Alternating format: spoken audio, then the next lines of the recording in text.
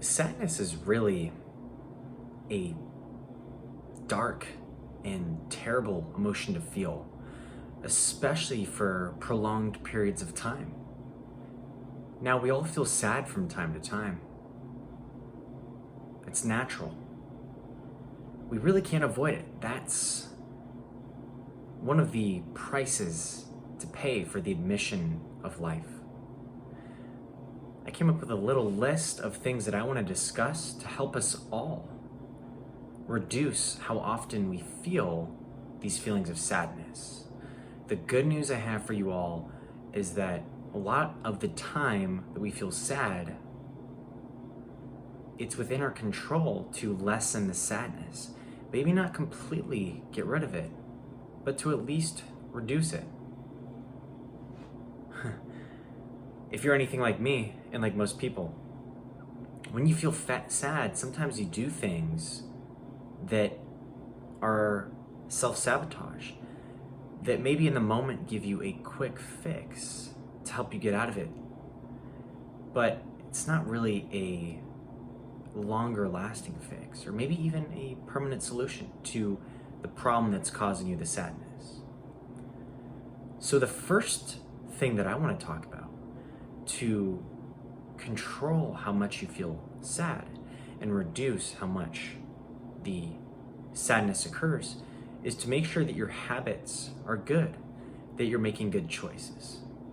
Now, I don't mean to sound like your mom or dad saying that. And it's not fun to hear, because sometimes what we want to do is we want to go out, maybe we want to drink, smoke, get that quick fix that I was talking about, especially if you feel sad. From living long enough, I've realized that those things make the situation worse. They can make the sadness worse because they don't address the sadness that you're feeling. And if we want to get a little more scientific, it also worsens your mood, because it's playing around with the brain chemicals that are responsible for happiness and for being able to climb out of states of sadness. So you're really shooting yourself in the foot when you choose to indulge in habits that really we all know are not good for you, but they're worse for you than you think, especially with sadness. They can prolong periods of sadness, and they can give you certain sadness disorders like depression if you do those enough. So I recommend you stay clear of all those things. Again, it's not fun, but how bad do you want to not feel as sad anymore? That's what you have to ask yourself. Number 2 is exercise. Now, exercise can usually be grouped into strength training, resistance training, and cardiovascular activity. So things like running for cardio, swimming for cardio, biking for cardio, rowing for cardio, playing a sport that involves endurance for cardio. I find that a combination of the two proves to be most effective at reducing feelings of sadness. When you finish a nice run, or you finish a nice swim, or you go out and bike, you can get some feel-good endorphins or hormones, happy hormones, from doing those things. And you can reduce some of the sadness that you feel from hitting a personal record in the gym, or from just getting an exhausting weight workout under your belt. So I'd recommend that you pair the two together for maximal effect to reduce how much you feel sad. Number 3 is good sleep.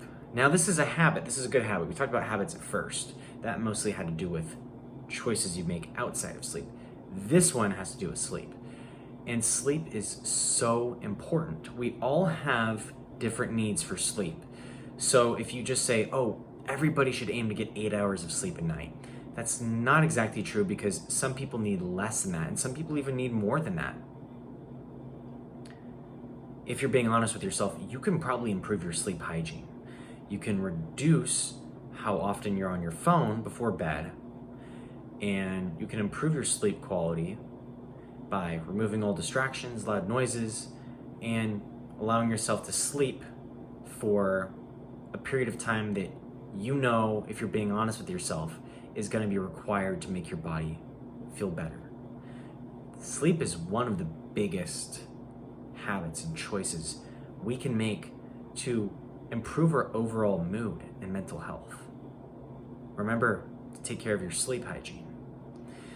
Number 4 is to surround yourself with people who you love and people who you can tell care about you. We all have a pretty good sense of who genuinely cares about our well-being and our success and who doesn't. So even if it's family and maybe it's lame to hang out with family or whatever, if you have a really strong tie with your family and you can tell that they're there for you and they want you to be happy and fulfilled, spend more time around them when you're feeling sad. That'll allow you to share some of how you're feeling and will help you to get the support you need to feel better. It's the same thing with friendships. We're not always close with our families, so some of our families are by proxy of our friends. Hang around friends who you know care about you. And if you don't have any friends that care about you, try to be on the lookout for forming relationships with people who will grow to like and care about you at your core. And the last thing is to do difficult things. Yeah, you could say that exercise is a difficult thing, and it is, and your body rewards you for doing exercise partially because it's a difficult thing. But other difficult things we can do include things like receiving either formal or informal education. That can give us a feeling of accomplishment. Reading a book, doing something that's hard mentally, that requires mental strain and effort and energy. And being disciplined as well. That's another difficult thing. Being mentally disciplined to make the right choices, tying back to the first thing I talked about. Your body will reward you for that because it understands that it's a hard thing to do, and you'll get those happy chemicals that I talked about earlier if you stick to doing difficult things.